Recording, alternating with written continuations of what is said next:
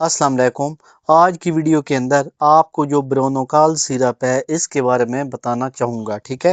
یہ شربت کھانسی ہے اور اسپیشلی جو لوگ جن کو بلغم والی کھانسیت ہے یا جن کے ہر وقت گردن میں بلغم گرتی رہتی ہے اس کے لیے یہ ہے، اور اسپیشل جو بلغمی کھانسی ہوتی ہے اس کے لیے، ٹھیک ہے۔